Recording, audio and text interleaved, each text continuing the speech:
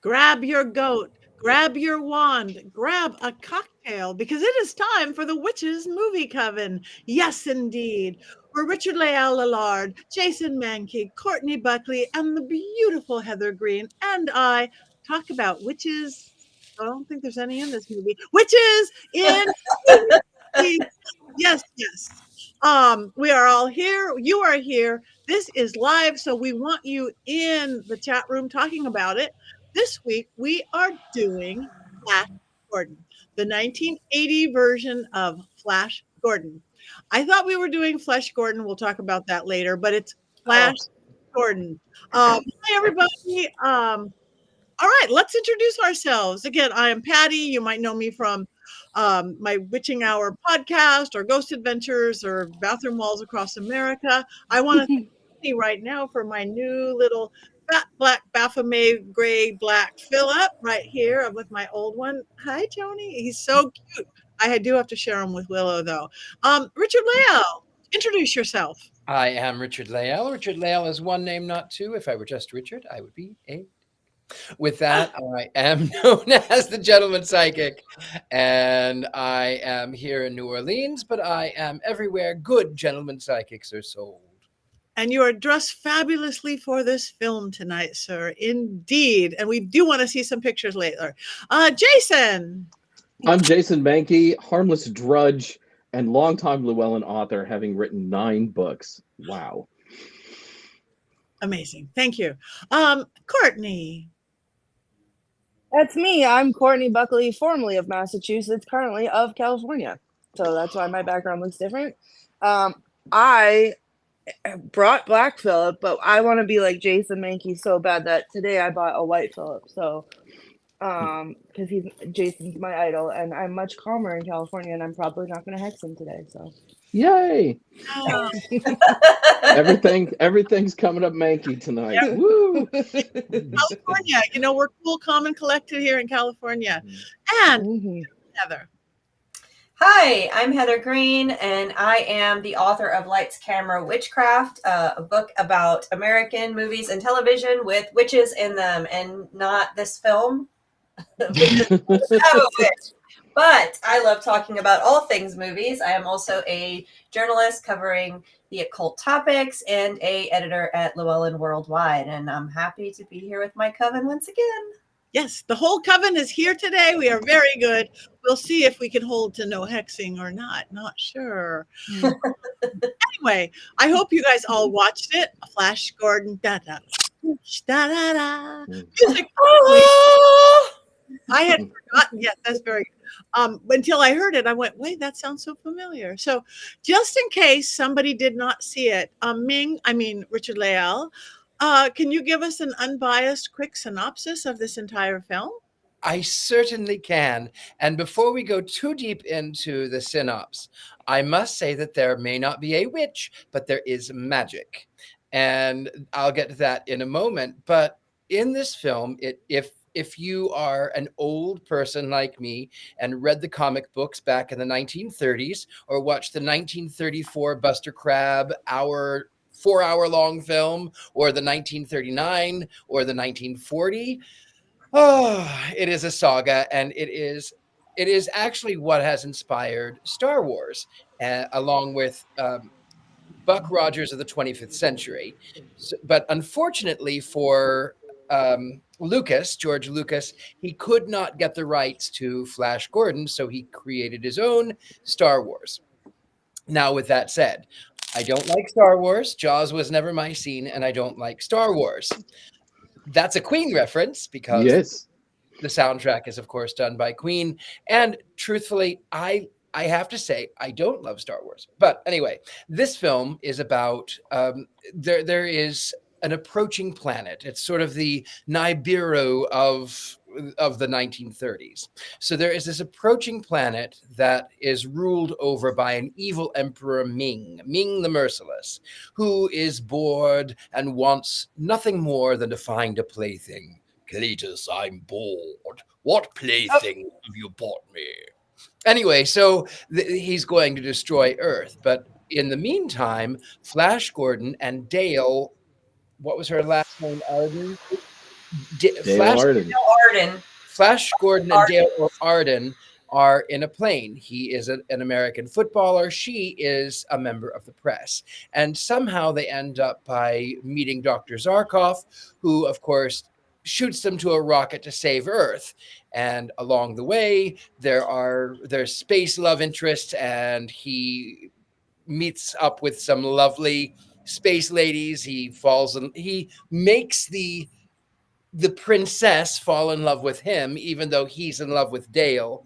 And then he meets some leather daddies with wings and space stuff, flying things, a lot of explosions, a lot of Queen, a lot of trouserless people, which is fun. The end, or is it? They kill Ming the Merciless because the leather daddies have somehow teamed up with Flash Gordon, and they crash into the wedding when Ming the Merciless is trying to marry Dale Arden against her will before he shoots her out to space. And the rocket ship actually crashes into the palace, impaling Ming the Merciless. And then the ring that he was wearing drops to the floor, and then he picks it up, and it says, "The end?" Question mark. Which, of course, is a throwback to the 1934 set of series. It was 4 hours long if you were to watch it from beginning to end, but it was only about 20 minutes each. So it was cut up into 20-minute films. Anyway, that's sort of the synopsis. Thank you. Now that we completely understand the film, now I know Heather isn't in your book because there's no witches in it, but do you have any of your nice informational that you're so good at? Sure. I'm going to pull up my papers and figure out exactly what I've got here. So I've got... Wow. I have to ask, do you have files on every movie ever created? Maybe, or I create them. But so let me get started with this Cliff Clavin moment for us with 5 different facts brought to you about this movie. I'm going to start with its origins, which Richard-Lael already touched on a little bit. And then we'll get to context. Of course, I love context. And then 3, Flash Gordon by the numbers. And then number 4, the music. Of course, we can't not talk about that. And then 5, I want to do a little chat about the cast. So first, the history of Flash Gordon. As Richard-Lael said, it started in the 30s, 1934, written by or illustrated by Alex. I think it was Raynard or Raymond or Raynard. I can't read my own handwriting. It's Raymond. Alex Raymond. Raymond? Really? Okay, there you go. Something. And Dan Moore. It was actually made to compete with Buck Rogers, and then it overtook it in popularity. It became, by 1936, it was a radio program, Flash Gordon, in the Caverns of Mongo. There you go. I can read my own handwriting. And then movie sequels, Richard-Lael mentioned, 1936, 1938, 1940, extremely popular. Movie serials are pretty much like episodes that we have on television, but they were in the movies. There was no television then, so you can go see these episodic movies, shorter movies. Then it came to TV in 1954 and 55. Then there was a Flash Gordon version made in 1974, which we will not be talking about on this show. And then in 1979, 1980, we had an animated Flash Gordon. Then, of course, this movie, 1980, another animated in 96. And then apparently there was a TV version in 07 and 08. I don't think I've ever seen it. So that's Flash Gordon was very popular. The 1930s is not surprising. It actually was created then because that was actually when a lot of superheroes were being created. Wartime, getting ready for World War II, people were looking for heroes. Captain America, Superman, Spider-Man. A lot of our most famous superheroes were created at that time. So it's not surprising. So that's number 1. Number 2, let's go to context. So why did this movie get made in 1980? Well, as again, Richard-Lael hinted at, Star Wars, one of the reasons. So at this time, again, America was looking for heroes. This was the end of the 70s, early 80s. We were going into a conservative period. And what became really popular? Hero movies, whether it was superheroes. We had Superman then. We had another Buck Rogers at the same time, which was not as good, or well, that we can have that discussion. You had a Spider-Man movie. You had Wonder Woman TV show. You had Super Friends on animated shows. Tons of it was going on at this time. You also had epic fantasy, which became really popular. You can think about high fantasy things like, I had some really good ones. The Conan the Barbarian. You had we just watched what did we watch recently? We watched Time Bandits, which is a blend, Last Starfighter, Krull, Dragon Slayers. A lot of these movies were all heroic movies, and they all a lot of them blended sci-fi and high fantasy, which is kind of what you see here. That kind of the epic story about a hero. Very popular in the 70s and early 80s. Number 3, but what happened to it? So it came out in 1980s. It came out when this was supposed to be popular. How did it do? Well, it tanked. Maybe that is not surprising for many of you. It cost $35 million. And to date, it has only made just over $27 million. So it still hasn't made its budget. The funniest thing about that, though, is that the world, it's on the world scene, most of that's US. On the world scene, it's only made 68,000, which kind of is a little bit of a chuckle because usually the numbers are not quite that far apart. Anyway, there's a lot of things we can talk about, but I'm going to skip over the academic stuff and get to the music because, of course, that's really the thing that's probably made most of the 27 million was the fact that Queen did the music. And how can you that's what most people remember. Of course, as we heard earlier. So when Queen was asked to make this, it was late 1979, and they were, and I'm quoting, they were looked forward to the opportunity to create the first ever heavy metal score with rock-based orchestral compositions. They wanted to make a comic book movie score, and these are words coming directly from the Queen, Roger Taylor. They wanted to make the first rock and roll soundtrack to a non-music film. Now, we did Xanadu, which also had rock music in it, but that was a musical. So you have... Yes, I know. You guys are going to have to pay for my therapy after all this. So Queen loved this program. It took them just a year. It was a very tight schedule. They got it done. They were in different places. They worked independently and got it done. Released the album as a Queen album. And they didn't just do the score. They did it all. They liked integrating the dialogue. It became a whole living creature of the movie. And like I said, it was more popular than the actual movie. And probably one of the reasons the movie has hung on so long is because of Queen's presence. And then finally, number 5, the cast. This is where it gets probably a little fun. I enjoyed this part of it. First, we have Sam Jones. Where are they now?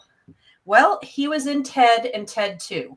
And apparently they reference this movie. I have not seen the Ted movies, but my partner immediately said it when we watched the movie last night. I was in Ted. You were in Ted? Yep. I was an extra in Ted. The Sam Jones Ted scene is awesome. If you have any love at all for Family Guy, you should watch that. Sorry to butt in, Heather, but it is very, very funny, and it is very, very awesome. I love it so very much. Well, and so that's the recent thing with him. And there is actually a documentary that made in 2017 called Life After Flash, where you can find out exactly what happened to Sam Jones after Flash Gordon was made. And a lot of the other actors are in it, so you can watch that. Now let's move on to Timothy Dalton. Let's do him next. So he is still alive, and he is probably best known as 007. He was in 87 and 89, 2 different late 80s movies. He's been more recently in Penny Dreadful. He was also in Beauty and the Beast. But again, when you look at it, you see Timothy Dalton, you probably think 007. So that was him there. Prince. Prince, what was he? Almighty is he. Oh, no. Prince Baron. It'll come to me what his name is in the movie. Now let's talk about one from my heart. We have Chaim Topol, and he is the Doctor. And he is, anytime I look at him, I only think one thing: Tevye from Fiddler on the Roof. And if you have not seen Fiddler on the Roof, it is one of the best movie musicals. It was in the early 70s and it won Academy Awards. So that was him. And he died in March 8th, 2023. So that's sad, but he was a great actor. Next, we will move on to Ming the Merciless, Max von Sydow, Swedish-French actor. He was in the movies forever. He was in The Seventh Seal in 1957, the Ingmar Bergman movie. The Exorcist, he was in. He was the Exorcist in 1973. More recently, where is he now? Well, aside from the fact he died in 2020, but before that, he was in Star Wars The Force Awakens. He was Lor San Tekka.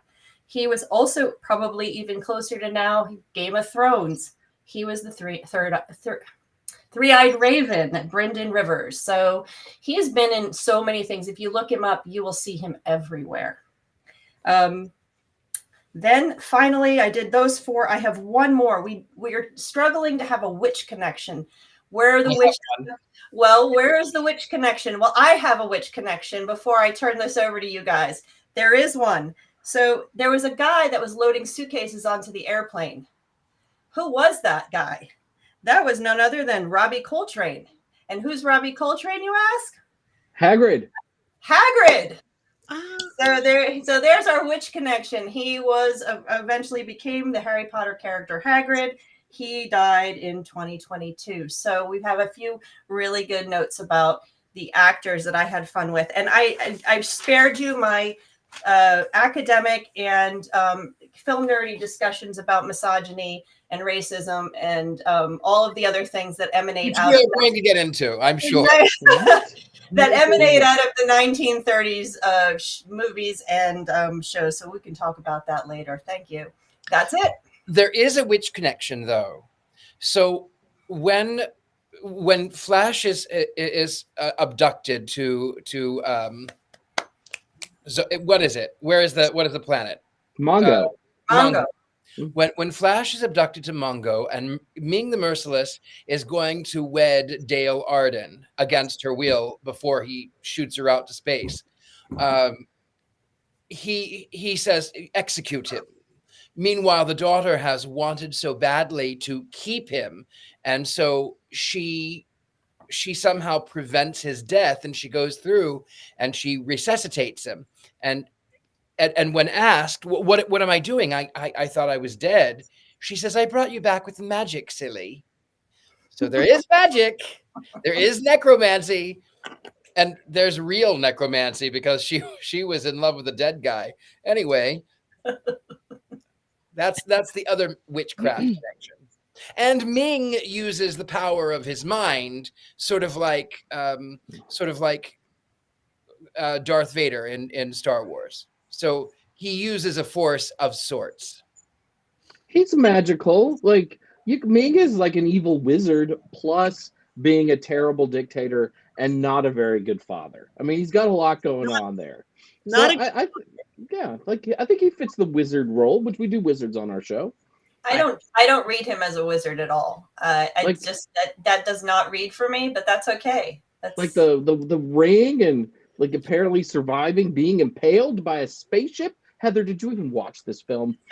Yeah, I saw this film like a million times as a tiny child. So I know that you did because we are the same age, and I've seen this film like 100 times. Yeah, well, there certainly is ritual in it, ritualistic things, so that when they're in the tree, robes, cloaks. And they're doing the initiation in the tree, and she says we have to stay back here because they're doing an initiation. Now it sounded like for a minute that we were watching Flesh Gordon in that ritual. I'm not going to lie. True. It did. That's why at first. Oh, what is the movie I saw? No. Well, I must say there are moments. Yeah. I must say this is another one of those. Somebody should have told me I should have watched it high. This is definitely. I mean, I sound like a big old stormer, and absolutely not. It's just we've had a good handful of movies that would have been better high. That's all I'm saying. Yeah. The costumes were so pretty. The costumes were beautiful. Pretty. Do you know what I missed, though? I have to tell you what I really, really missed from the 1980 version is in the 1936 Buster Crab version. I mean, Buster Crab makes me drool, number one. Number two is that somehow in space, men wear short booty shorts. No pants. I kind of miss that. I'm not wearing pants right now. I'm not surprised at all.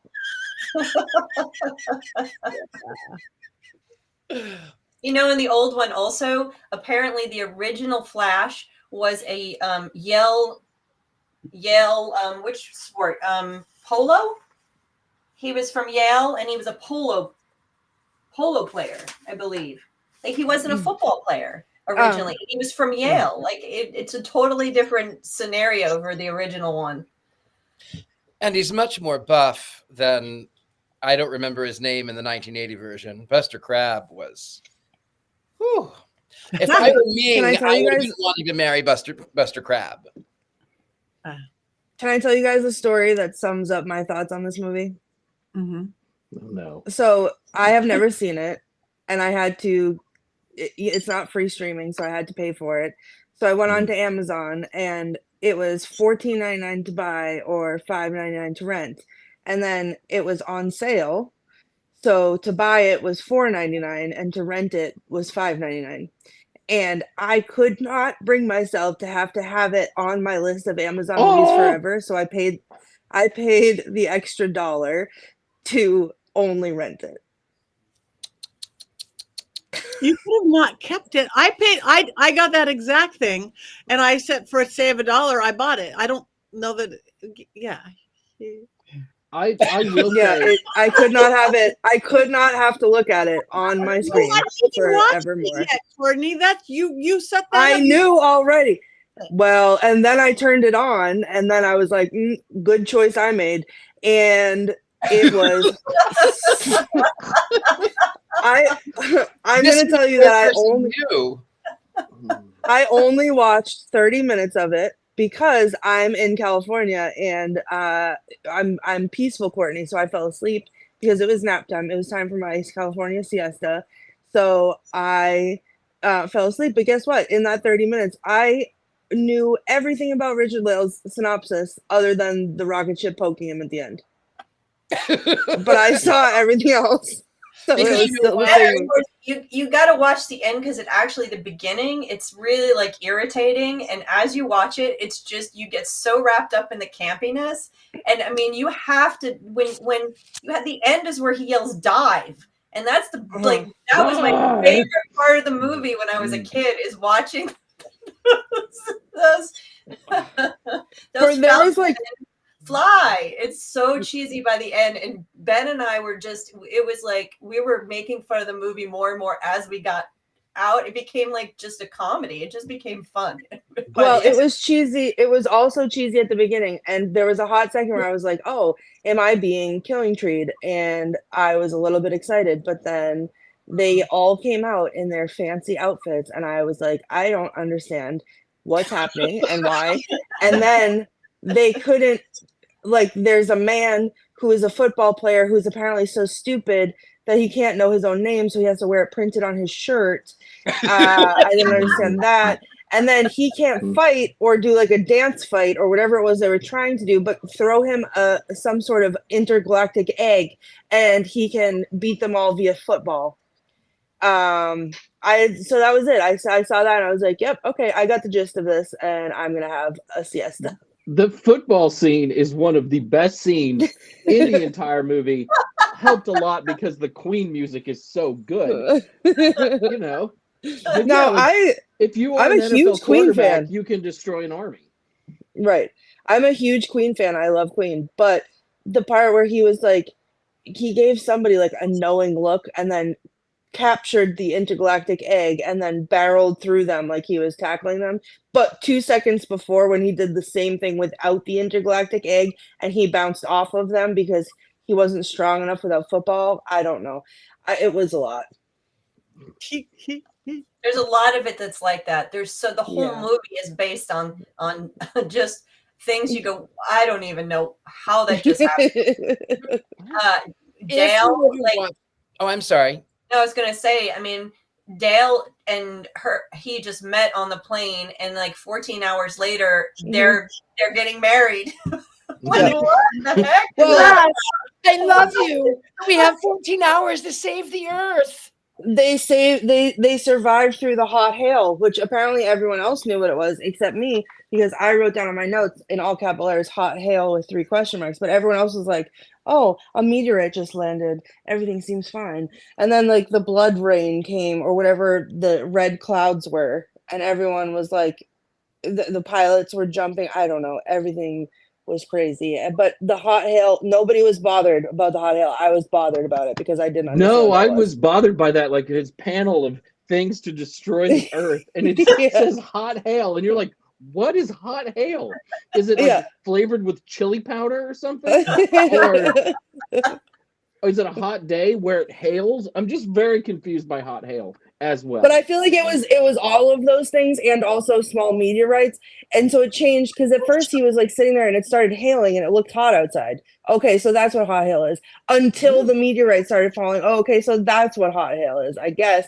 But they all, throughout the entire time that the hail was falling in its various hot forms, everyone seemed fine about it. Who was And nobody flying? seemed- The house was catching on fire. The one guy. But nobody was like, this is the weirdest thing that's ever happened. Is this hot hail? Nobody said anything like that. They were just like, oh, the sky is falling. Moon chunks. Let me move. Yeah, the moon. Oh God, the moon chunks. There are moon chunks. I feel like I don't know why we did this movie with moon chunks, but we can't do Anchorman and find some witch connection with Anchorman. Like, Because come this on. one is magic, and Queen is magic, Mm. and it's magic. And Ming The magic was them. the best villain ever. The magic though was them racial getting stereotype- $4.99 of my money. He's a racial stereotype, and he reads as East Asian. And in England, they have now rated it, what is it, NC-17 or something, because of foul language and racism. And yes, but it was the 30s. And it doesn't make it right, but it's the 30s. And if you would have watched the entire, like the 4 series of the film from 1934 to 1940, you would have. This was a condensed version of all of those things. Only they had better costumes. It's the 30s. Yeah, the movies and the superhero stuff from the 1930s and into the 40s was so xenophobic, was racist, xenophobic. Sometimes when I was doing this book and other work I've done on other projects for film, sometimes you watch a movie and you just have to go running to the shower, and you have to take a shower after you go, oh my goodness, I can't even believe this exists. But yeah, this one is, especially these, you had a combination of the 1930s xenophobia, which they did not get rid of at all in this, like not at all. I mean, this could have transported back then and they would have been okay with it. And then you had the 1970s misogyny that exists actually, even though the 70s was really trying to break that, you have it come back in all of this style film. The misogyny in sword and sorcery films and in some of the sci-fi stuff, especially when it's mixed with fantasy, is so crazy. I mean, I don't know if I think the only girl that actually wore clothes in this movie, the full clothes, was the one with the gold hat. You know, every single bad person had an accent of some sort. And they were all different. And all different. You know, what's interesting is the cast, this was also US, UK thing. And the cast was from all over the world. Generically, we had Italian actresses, we had, Swedish actors. It was really cool. But yes, the actors, all of the bad guys had foreign accents. That's the xenophobia. It's crazy. So, yeah. Yet everyone still spoke English. Yeah. Right? I love when I go to a foreign planet, and I visit foreign planets often. Everybody there just speaks English as default. I mean, they don't speak any other language from Earth. It's always just English. And you get to see that in this movie. But different accents. It's so accurate. Part of Yes. the planets they came from. Yeah. But great costume. Even if they were naked girls, but they were also naked boys. I like the naked boys. Opportunity. The black leathered underwear. That's how you die in the gas chamber. Yeah. The proper attire for the gas chamber. I feel like every costume was something someone would have worn to Plato's Retreat, which was a swingers club in New York in the late 70s, because that's what it felt like in this movie. I mean, it really, everything that they wore was about as revealing as possible, with the exception of Timothy Dalton and his characters, the Tree Men. They look like Robin Hood, but everybody else, I mean, they're ready for a night out at the swingers club. Yeah. Well, there was a few others. There was the lizard men were on the creepy side. Those were the guys that kind of did their own costume and didn't spend a lot of money. I'm not sure what that was with the eyeballs and the face. I mean, but the Hawkmen are just walking around basically in their underwear and wings. I mean, that's it right there. Right there. Yeah. Studio 54. Right. I mean, there was a lot of cocaine. There was a lot of cocaine in the late 70s, early 80s, and it shows in Flash Gordon. So in the original 1930s, they were Robin Hood type too. I mean, I don't know the cartoon. This is the first time I've seen it. But in Flash Gordon, they were Robin Hood type things too. All I can compare it to. So in the 30s, I haven't watched all of them, but I have watched a number of them, and they have a lot of similarities to the 1980 film. A lot of the same characters, a lot of them that they don't have, like Shark Men, which are men in Speedos painted silver. Like, why are they sharks? I don't know, but they're Shark Men. It's almost the same. They could. And the women could not have, in the 1930s, that never would have been allowed on screen dressed the way they were in the 1970s ones at all. There had to be fully costumed. They didn't allow the belly button to be shown, but I will say that the woman who played the princess in 1934, she did have an exposed midriff, but it was above her belly button. So she was fairly undressed too. But the funnier thing was that all of the men who have these flouncy shirts on and then these little sort of swimmer shorts underneath. Because apparently in space, nobody wears pants in space. I mean, well, with all that hot hail flying around, it's too warm for pants.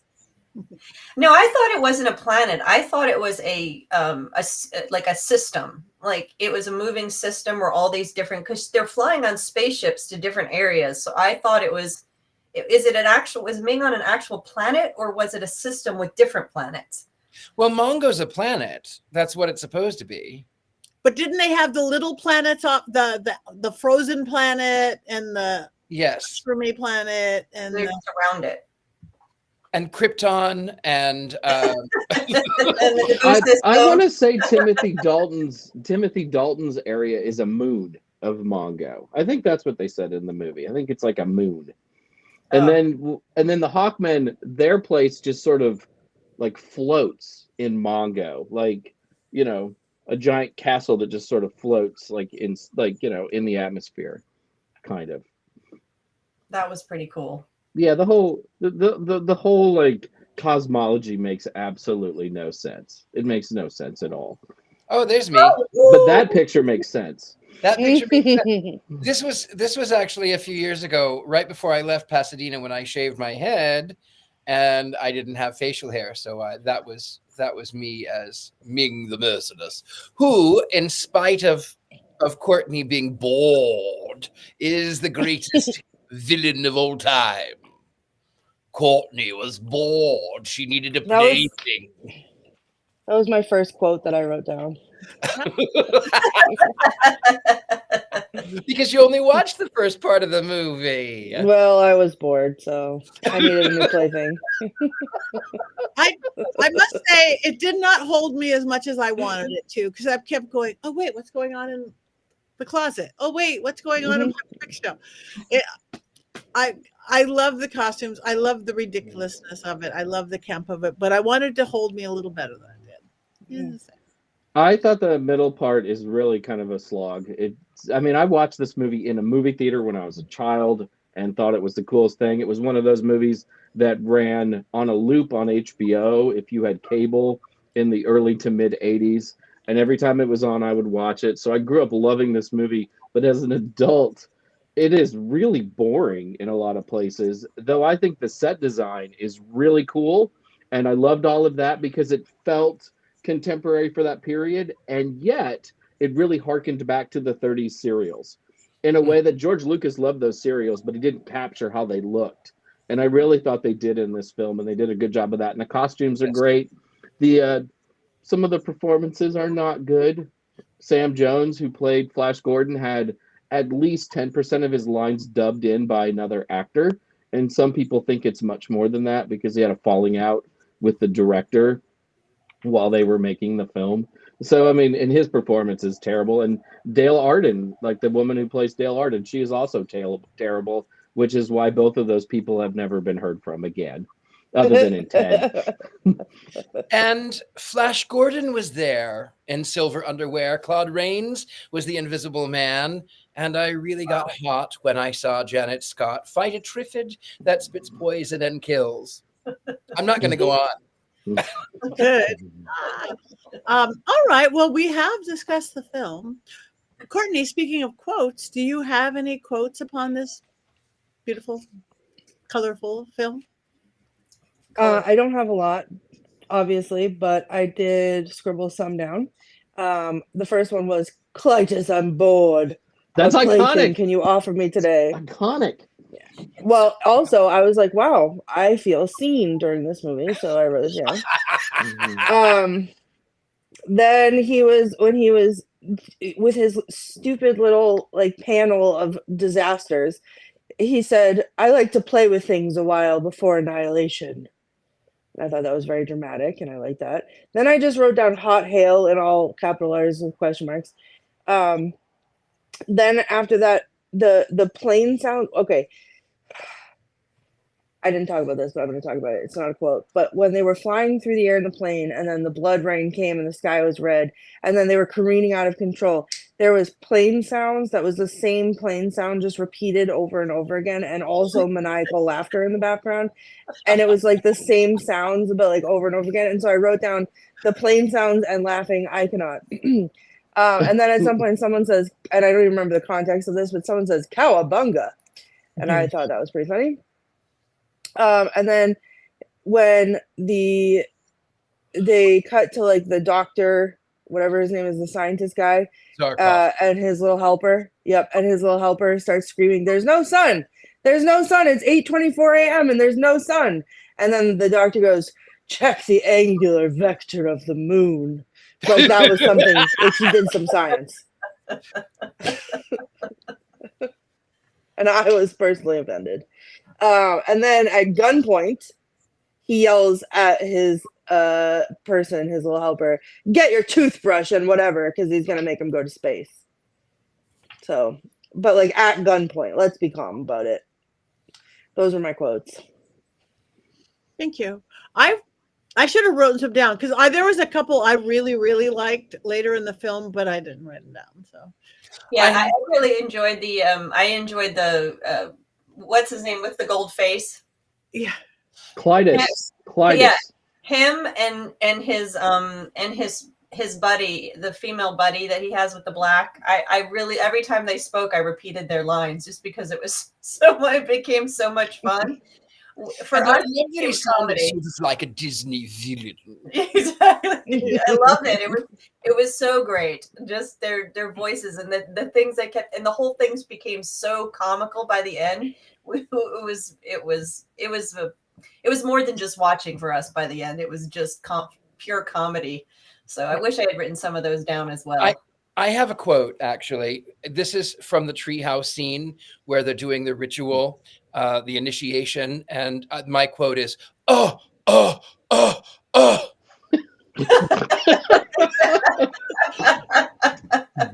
And wait, I do love a ritual. She says something like that. She said, "Oh, I do love the coming of age ritual," or something like that. She says right before.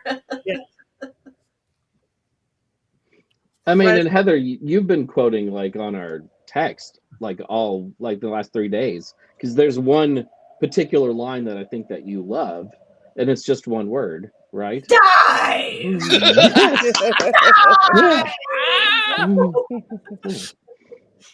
You have to see that, Courtney, just to see it when he does it, because it's so funny. It's so classic. He says it. I'll try times. again. No. I'll just try. Fast forward. You can just watch the clip, I'm sure, online. Just type in "dive" and Brian Blessed or Hawkman or whatever, and you'll find it. Yeah, it's funny. We won't torture you with the whole film. I think we should torture you with the whole thing. Well, it's so good. I went to sleep in self-defense, so I'm on vacation. Okay. All right, in cool, casual California. All right. Well, Mr. Jason, are we up to our Mankey movie minute moment? This is going to be more than a minute. This is the best one I've ever written. I'm so proud of this. And probably no one will like it because I think it's the best one I've ever done. So just remember that I love this film, even though I have mixed feelings as I'm older. But Flash Gordon is one of the most unbelievable films ever put to celluloid, and not just because it's a science fiction film. In fact, the more fantastic elements of the film might actually be the most believable elements of the film. I, for instance, totally buy that a small plane might get hit by a meteor, killing the plane's pilots, but not completely destroying the plane, with that plane then crash landing into the workshop of the only person on Earth who believes that the world is being attacked by aliens.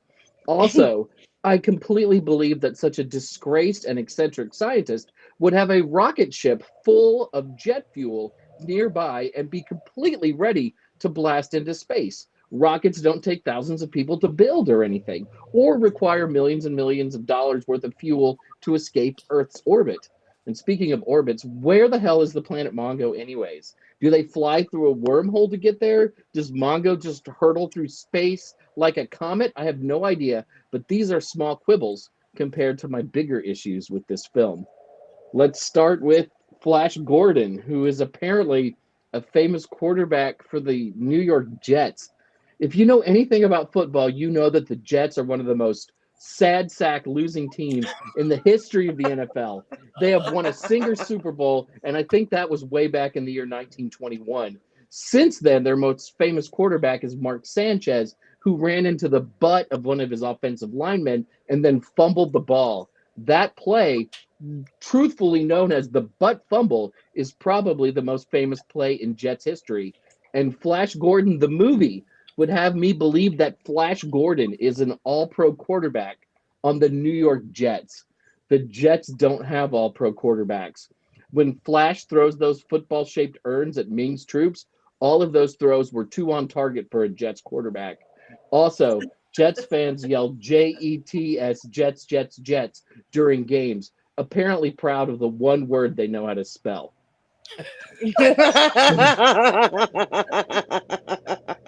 Flash's love interest in this film is Dale Arden, a travel agent who dresses like she's never left her hometown of Smallville, Kansas before. Dale is a walking nap and about as exciting as a wet sock. Yet somehow Flash falls in love with her after knowing her for all of 8 hours. Throughout the whole movie, he mopes around saying, "Dale, Dale, take me to Dale," like a big dope. What makes this all super unrealistic is that Ming's daughter, the Princess Aura, is totally into Flash. And let's talk about Aura for a minute. She's everything Dale is not. Aura dresses at all times like she's ready to play at the bondage club, has a sexy as hell accent, and you just know she's freaky. You don't have to settle for monogamy when you are with Aura. No sirree. There's just no way Flash is going to continue pining for dull and humdrum Dale when Aura is right there. And Aura is a bad girl, and that makes her more fun.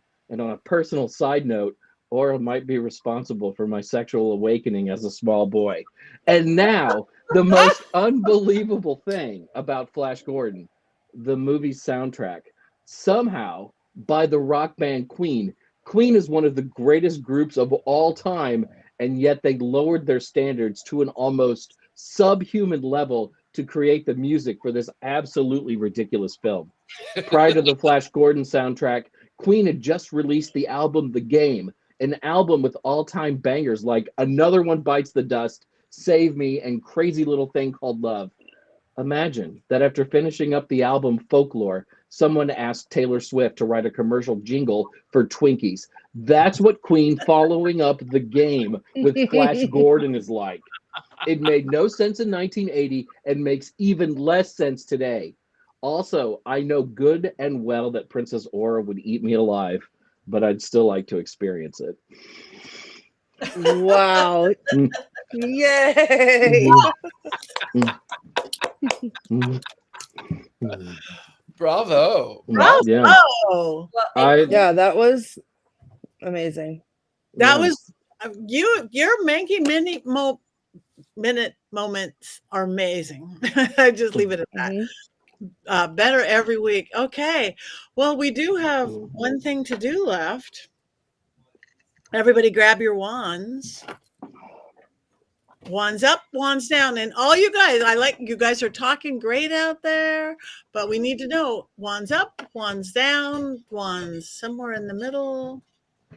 I just can't. I can't. I was going to do like a tip. I can't. I have so much love for this movie from my childhood that it has to be up. It has to be up. Mine is almost completely up. It's just I didn't like that I got a little bored in the middle because I shouldn't have got bored between the music and the costumes and the ridiculous campiness of it. And it was sad that I did, but it's almost straight up. It's almost direct. It's almost direct. Oh my God. That's what she I love said. this movie. I love everything about this movie. I have to admit, I even kind of snickered, wrongfully so, at the xenophobia and sexism because it was so campy and so 1930s. It was so awful, and maybe I should go to confession, but I really loved it. All right, so what do we have in the chat room? Wands up, and horns up. Wands up, way up. Give it wands up because Richard-Lael is dressed as snazzy as ever. That deserves wands up. We should just start wanding up and wanding down at Richard-Lael's dress for the week every week. So okay, we are getting way up from everybody out there. So if you didn't see it, go see Flash Gordon. Wise, Colin. Very wise. And if you're over 18, you could go see Flash Gordon. It's very, very similar with even less clothes. And I might watch that one. Did you watch that one? I might watch it. The boobs and butts cut. I need that. Patti, I have to ask. Before we watched this movie for the show, you had never seen Flash Gordon. I had never. But you had seen Flesh Gordon. Yes. Yeah. Did you see it in a theater? I saw it in the theater. I think I saw it in like an adult theater, and it was, I believe, my very first film ever. We were underage whenever we saw it. I don't know when we saw it. And, but it was funny too. It was campy too. So for your first adult film, it wasn't just dirty feet and sex. It was the crazy costumes. It was all these same characters, but it was like Prince Precious or whatever it was. It was funny, and it was the evil sex ray that was going to get the earth, and it just makes you rip your clothes off. So this is some tea right here. Patti going underage to an adult film, and it was Flesh Gordon. Yeah, Patti shared I saw the trailer today though, and to be honest, it didn't look much different than what we just watched. That's why I thought like the production values are very close. That's why I thought I had seen it. I was looking for the villain. I haven't seen it, and I was hoping that there would be a Ming the Merciless in it. I'm not certain there is. There's got to be. There's got to be. Yeah, they have everybody. I can't remember, but yeah. I have to go watch it now. Yeah, you can go watch it. Yeah. Anyway, what are we watching next week? I have no even idea. Tarot. The new one. What is it? It's 2023. Mm-hmm. No, it's 4. this I year. think It was May. It's I 4. think it was May. Oh, okay. Then 2024. It was May. Back to horror. Back to horror. No more campy. I bet you the costumes won't be nearly as good. Mm. It just really makes me feel my costume house I just cleared out. That's what I must admit. Yeah. Anyway, so why don't we do a check-in for everybody? Because why don't we start with you, Courtney? Because you're away from home. You're in beautiful California. Yeah, I love it here so much. We went to the Queen Mary, and I had what I can only describe as like a past life experience stepping onto the Queen Mary. I felt a lot of things connected to the Titanic while I was on there. And we did the steam and steel tour. So we got to go down into the boiler room and find out how she was built and how she ran and all the engineering and everything like that. And it was really, really, really, really cool. So we did that. Other than that, I've been like floating around SoCal doing some things. We're going to be hitting LA and Hollywood over the weekend and doing some other fun stuff, maybe San Diego. So that's my week. I'll be back in time for next week's movie Coven. And yeah, I'm just a California girl. I'm posting pictures on Facebook. I will probably post some on Instagram. So if you want to keep up with what we're doing, come find me over there. Sunblock. That's what I say. Yes. You're a little Massachusetts girl. All right. Jason. In 1 month and 4 days, I'm going to Italy for 3 weeks. So at my house, that's like our whole life, and we're counting down to that all the time. But when I get back, I will be in Vegas on the 19th for the Samhain Soiree, and then in Iowa, in Cedar Rapids for a whole weekend of workshops and rituals.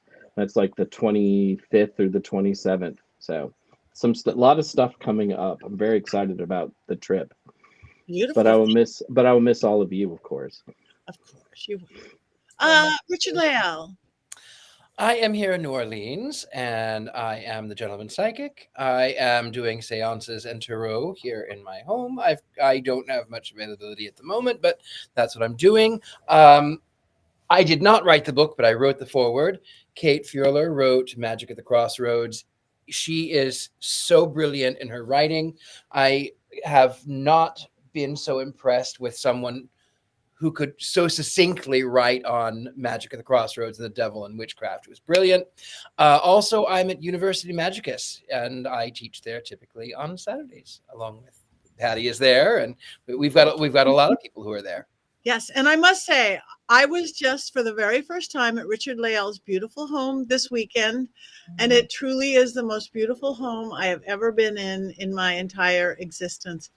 Every inch of every piece of everything is just heavenly. I'm still speechless over it. So yes, thank you. He gave us, we had tea and cookies and amazing. So thank you for that, Richard-Lael. All right, Heather. Yeah, hi. I am going to be I'm coming to you from Atlanta, and I'm always in Atlanta. And we just finished up Mystic South, and I know some of you were there, and that was fun, but finally starting to feel like I've come out of that haze. And I'm taking a little break, and then I am getting ready for Charles Oz, which is in Charlotte, North Carolina. It is a national Wizard of Oz convention. So that's going to be a totally different thing for me. I get to speak about the Wizard of Oz witches as they grow from 1900 through to today, and what makes them change. I'm very excited about that. So if you're in Charlotte, look for that. There's going to be some great things, like the guy who wrote Wicked is going to be there, and I can't wait to hear him speak. Yeah, and there's going to be a lot of good talks about all things Wizard of Oz for I think 4 days. And so I will be speaking, I believe, on Thursday, but I'll give more information as I get closer. After that, I have some things coming up in the fall and some news as things roll. I'll post them and share them. But right now, I'm just looking for the looking forward to the fall temperatures, because right now the heat down here is starting to get old. So, frankly, I'm over it. But I'm just working with my great authors and enjoying every moment of it. So that's what I'm up to. Yeah, I was just in New Orleans with Richard, and it is humid there on that side of the planet. It's very warm and very humid. Not used to that in our little California. Anyway, thank you. And speaking of Llewellyn, I am proud to announce again, I am now a Llewellyn author. Thank you, Heather. Woo! Yay! I'm so excited about this book. Been working on it. It seems like a very, very, very long time, but a lot of love has been put into that. So that will be coming out in 2025. I'm very excited. This weekend, if anybody's in the Buffalo, New York area, we're doing a really fun thing for a really good cause. Daniel Klass, if any of you know, he's a paranormal investigator and an all-around great guy. He owns the Hinsdale House, the very haunted Hinsdale House. His daughter was just diagnosed with a very bad cancer of some sort, and we're doing a whole fundraiser there in Buffalo, New York, this weekend. So if anybody's in the area, it's going to be a fun, great evening. Monique Tosoon, like the one really amazing drag queen paranormal investigator, and we're doing galleries and game shows and very family-oriented stuff for this beautiful family who needs help. Next week, I'm going to be in Michigan for Michigan Paracon, my favorite big Paracon, way up north in Sault Ste. Marie, and then I'm going to come home and just polish up my passport for my tour, the Weird and Worms, Witches and Dragons, basically, of the UK. We're going to be throughout with Liz Legwens, who's one of the teachers at our school at University Magicus, and she's a historian, she's an archaeologist and a Norse witch, and we're going to do magic all across Europe. And then I get busy after that. So like us and follow us, all of us. We are all on social media. That helps. Go to our websites, buy our books, get a goat. We have lots of things. So yes, Wednesdays, come here. Tell your friends about it. Get yourself look at your twins, Heather. Those look so cute together. One of them doesn't belong here. One of them is headed up to Massachusetts as soon as Massachusetts girl gets home, or LA girl gets home. I don't know if I'm going home. We'll have to find out. Well, you got to give me an address in LA then. Yeah, I love the no humidity. You have to come, Courtney. You have to visit the best part of California, though, which is the Bay Area of California. Well, there's already been talks about planning the next trip, and that is NoCal is going to be the next trip. So all right, that's right, because then I get to like take you everywhere. Yeah. I know, you come to town and I leave. There you go. I would love to show you Hollywood if you're up here when I am here, but otherwise next time. But I don't know that Northern California is the best. It is lovely indeed, as the Southern Californians would say, but best. It's the best. I lived in both. I loved them both. I love them both. I was just in Northern California 2 weeks ago. It's great. But you notice that it gets cold at night? Isn't that weird? It does get cold. Actually, I love it.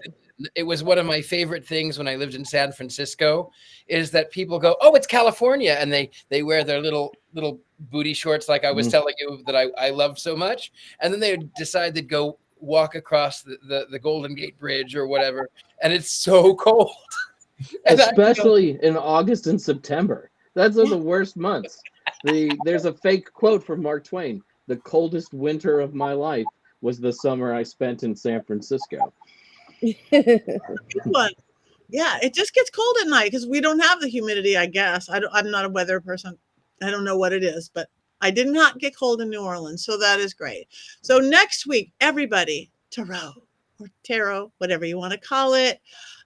New movie. Do we know where we can see it yet, or just look it up? Netflix. It's on Netflix right now. On Netflix. Okay, so let's discuss that. And we're at that time. So I was trying to think what we could do in addition to cackling. Die! Die! Die!